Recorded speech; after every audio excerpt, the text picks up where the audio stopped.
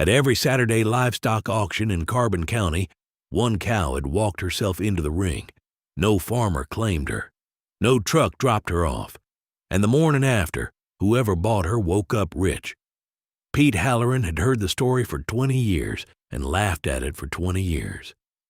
He had laughed at it the morning he drove to the auction barn with his last pig in the back of the truck. He did not laugh at it that night. Pete was 62 years old the spring she came to him. He had lived on the same 40 acres of dry land pasture at the bottom of Mill Creek Road, 8 miles east of Rawlins, Wyoming, for 41 of those years.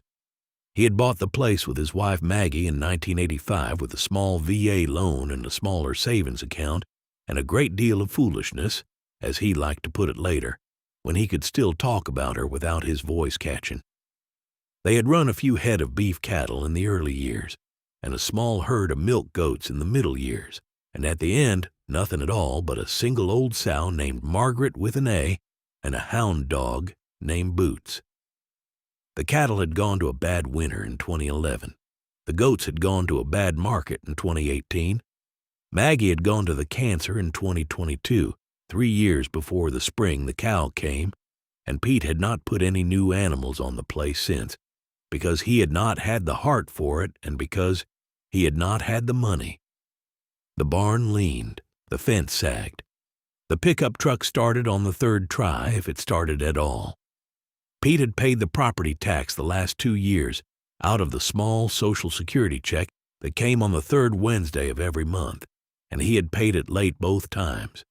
And the second time, the woman at the county courthouse had looked at him over her glasses and said, "Mr. Halloran, this can't go on."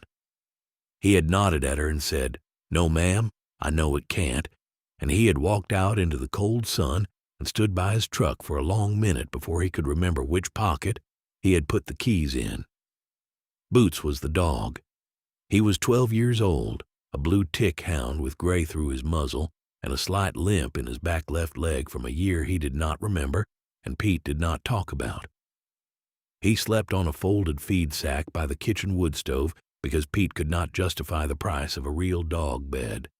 And he ate what Pete ate, which in those last months had mostly been cornmeal mush and the occasional egg from the one hen Pete had not yet butchered for stew. Boots loved Pete the way old dogs love the men they have outlived their usefulness for. He followed Pete out to the porch each morning and laid his head on Pete's boot while Pete laced it. He followed Pete to the barn and back. He followed Pete down to the mailbox and back. He did not follow Pete to town because the truck was too much for his old hips, but he sat on the porch the whole time Pete was gone, and he stood up when the truck came back over the rise, and Pete had not, in 12 years, come home to an empty porch. Margaret with an A was the pig. She was a Hampshire sow, 8 years old, 320 pounds, sweet-tempered the way a pig who has been talked to every day of her life is sweet-tempered.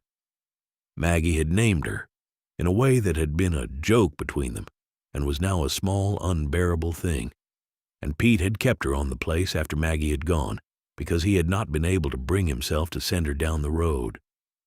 He had been able to that spring finally because the property tax notice had come a third time, and the woman at the courthouse had not been smiling. He had stood with Margaret in the barn the night before and told her, in the quiet voice a man uses with an animal he is about to betray, that he was sorry. She had pressed her warm, muddy snout against his coverall pocket and looked up at him with her small, kind eyes. He had not slept that night. He drove her to the auction barn at 6 in the morning, the first Saturday of April. The auction barn outside Rawlins was a long, low building of corrugated steel, set in a flat lot of red dust at the end of a county road. Pete had been going to the Saturday sale off and on since he was a boy of 9, when his father had taken him to sell a calf and had let him hold the bill of sale on the way home. The smell inside had not changed in 53 years. Sawdust and animal warmth and old coffee from the lunch counter at the back, and under it the deeper smell of the manure pit out behind. The auctioneer that morning was a man named Cal Wendover, who had been the auctioneer at Rawlins Livestock for 30 years and would be for 10 more, and who knew Pete by name and tipped his hat at him as Pete walked in. Pete sold Margaret with an A in the third hour of the sale. She brought $41. She had been worth more than that in any other year, but the market was what the market was, and Pete had taken the check from the woman at the office window without looking at it twice, and folded it into the inside pocket of his jacket and walked back out into the holding ring to sit on the bench by the back wall, because he could not yet face the drive home in the empty truck. He sat there with his hat in his hands. He looked at the floor. That was when she walked in. He did not see her come in. He heard the change in the room. The low hum of conversation in the bleachers thinned and then stopped. A horse out in the back lot called once and was answered by nothing. Pete looked up. A small brown cow stood in the middle of the sale ring. She had no halter. She had no rope. There was no farmer at the gate behind her, and no number tag glued on her shoulder, and no buyer's brand and no seller's brand on her hip. She was a small Jersey, fawn-colored, full-grown but slight, and she stood in the center of the ring with her 4 feet square under her, and her tail still, and her brown eyes turned out at the bleachers as if she were the one doing the looking. Cal Wendover, up at the auctioneer's stand, set his gavel down. He scratched his jaw. He leaned to the man at the clerk's desk and said something Pete could not hear, and the clerk shook his head, and Cal turned back to the microphone and said, "Slow, into the silence of the barn, folks. I'll be honest with you. I don't know who run this one in." There was a small, uneasy laugh in the bleachers. It died. "Anybody claim her?" Cal said. Nobody answered. "Anybody seen her get unloaded?" Nobody answered that either. Cal looked down at the cow. The cow looked up at Cal. Cal pushed his hat back on his head. Pete saw him glance over toward the bleachers where the older men sat. Hank Doyle, Earl Briggs, Floyd Mitchell, men who had been buying cattle at Rawlins since Pete was a boy. And Pete saw Hank Doyle, who must have been 80, give Cal the smallest nod a man can give. Cal turned back to the microphone. "All right," Cal said. "Then we'll sell her. Starting bid is $1. The cow did not turn her head. She stood and she breathed, and her sides moved gently in the dust-hung light. And Pete looked across the ring at her, and her brown eyes met his and held there. They did not let go. They had a quality he had no word for, a steadiness, a patience, like she had been standing there a long time waiting for him to look up. He felt for the first time in 3 years the small, quick lift in his chest that comes before a man decides on a thing. He put up his hand. $2, he said. Cal looked at him. The bleachers turned to look at him. Old Hank Doyle in the third row smiled into his coffee cup and did not lift his eyes.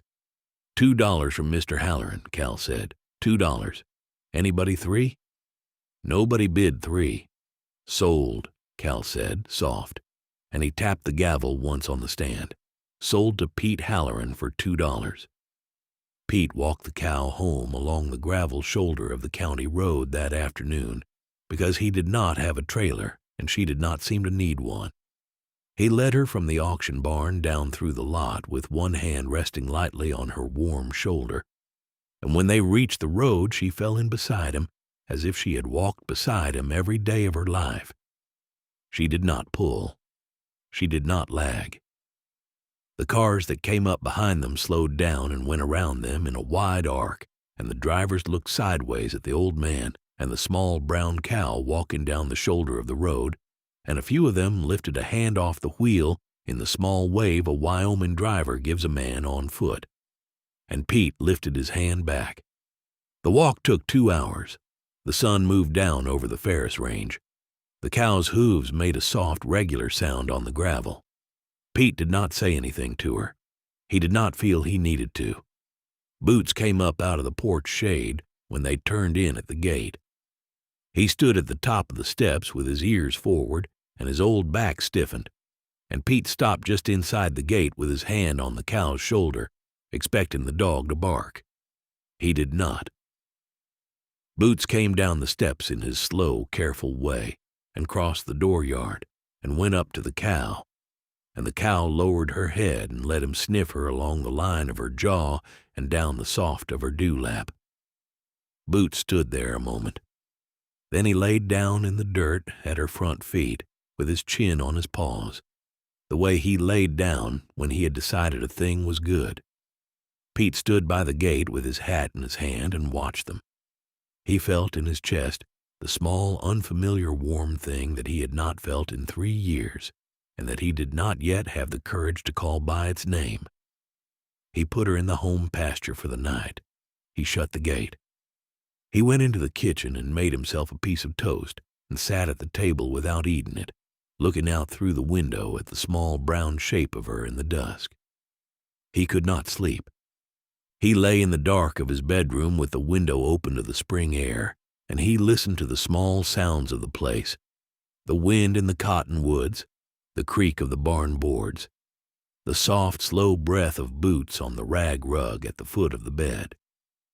And at some hour he could not have named afterward, he sat up and put on his coveralls and went out barefoot onto the porch. The cow stood at the back of the home pasture in the moonlight. She stood very still. Her head was lowered and her muzzle was almost touching the ground, and she was not grazing because there was nothing under her muzzle to graze. She was looking. She was looking at a particular spot in the dirt as if she were keeping watch over it. Pete went down the porch steps. The grass was wet against his bare feet. Boots came after him without being called, slow and stiff. They crossed the dooryard and the home pasture together in the moonlight. And as Pete came up to the cow, she lifted her head and stepped one quiet step aside. And Boots stopped a yard short and sat down in the wet grass and watched. Where the cow had been standing, the grass was bent and the dirt below it was disturbed. Pete went down on one knee. He brushed at the dirt with his hand. He felt, under his palm, the cold edge of metal. He went back to the porch for a trowel. He was at it for half an hour, kneeling in the wet grass in the moonlight, working slow and careful so as not to break what was under there. What was under there was a tin. It was rectangular and rusted and heavy, and about the size of a loaf of bread, and when he had worked it free of the dirt and pulled it up into the moonlight, he sat back on his heels and looked at it for a long minute before he opened the lid. Inside it were silver coins. There were a great many of them. They were old, Morgan dollars, a few piece dollars, $half from before Pete's father had been born, and they had been wrapped in a square of cotton cloth that had once been white and was now the color of weak tea. Pete sat back in the grass with the open tin on his knees and the moon on his face, and he did not, for a long while, do anything at all. The cow stepped forward in the soft grass and lowered her head and rested her warm forehead against his shoulder. He paid the property tax on a Tuesday morning. He drove into the courthouse in town with a small canvas bag on the seat beside him, and he counted out on the woman's desk $640 in cash. And he watched her count it back, and he watched her stamp the receipt, and he saw her look up at him and almost ask, and then think better of it and not ask. He thanked her quietly. He drove home. He paid the feed store next. He paid Doc Reeves, the vet, for the bag of medicine he had bought on credit when Margaret had got the cough in February. He paid the propane company. He paid Earl Briggs for the round bale Earl had let him take on a handshake the previous October. He did all of it in cash, in small amounts, in different weeks, the way a man pays who does not want to be talked about. And by the end of April he did not, for the first time in 11 years, owe any man on Mill Creek Road or in the town of Rawlins $1. He fixed the fence. He patched the barn roof with new tin. He bought Boots a real dog bed from the feed store, the kind with the orthopedic foam and the washable cover, and he set it down by the wood stove the first night, and he stood in the kitchen with his hat in his hands and watched the old dog circle it once and lay down on it and let out a long, slow sigh. And Pete did not, that night, manage to sit down to his supper without wiping his eyes first. He bought himself a pair of work boots that did not let the snow melt through. He bought a second-hand chest freezer for the back porch and filled it with beef from a side he ordered from the Doyle place, which was the first beef he had had in his house in 2 years. He bought the cow the best alfalfa hay the feed store had. He named her Penny.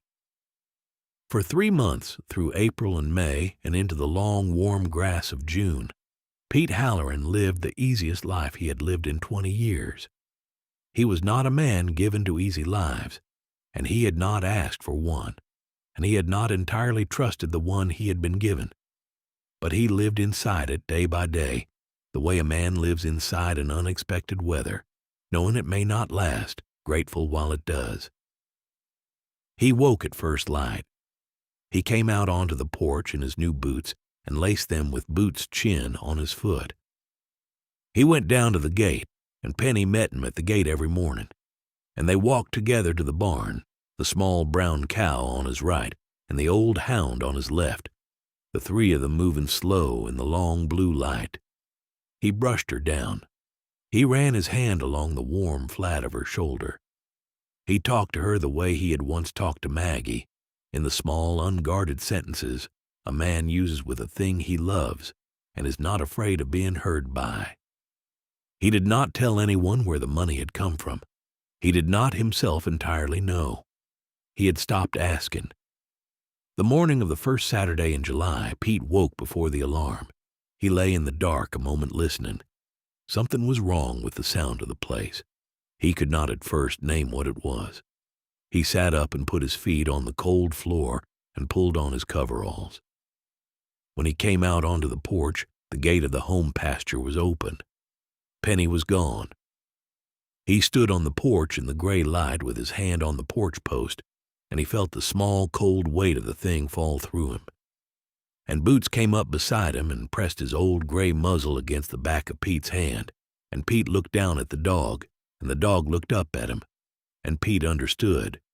In the deep, wordless way a man understands a thing he has been half expecting all along, where she had gone.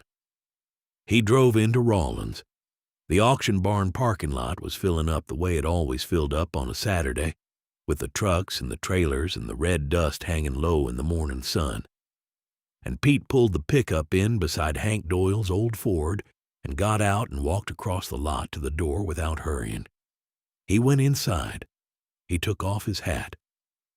He walked past the lunch counter and past the bleachers, and he sat down on the bench by the back wall, in the same place he had sat 3 months before, and he put his hat on his knees, and he waited.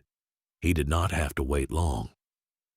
The third lot of the morning, Cal Wendover at the stand cleared his throat at the microphone and looked down into the ring and looked back up at the bleachers, and Pete saw the small, slow smile come over Cal's mouth, as if Cal, too, had been half expecting this, and had not quite let himself say so. The gate at the back of the ring did not open. Penny came through it anyway, the way a thing comes through a gate that has been kept open for it for a long time, and she walked into the center of the ring, and she stopped with her 4 feet square and her tail still, and the bleachers went quiet. "Folks," Cal said, slow, I don't know who run this one in." Pete did not lift his eyes. He was looking instead across the bleachers at the bench 3 rows up on the far side, where a woman of maybe 32 sat with a little girl of maybe 7 on her knee. The woman was thin and tired, and her hair was pulled back hard, and her hands were red at the knuckles. The hands of a woman who had been working outside in wind and not eaten quite enough, and the little girl on her knee was watching the cow in the ring with her small mouth open. The woman had a cloth coin purse on her lap. Pete watched her count, with one small white finger, the coins inside it. He watched her count them again. "Starting bid," Cal said into the microphone, $1. The woman in the 3rd row on the far side lifted her hand. Her voice was low and not used to being raised in public, and Pete had to bend forward a little to hear it across the barn. $2, she said.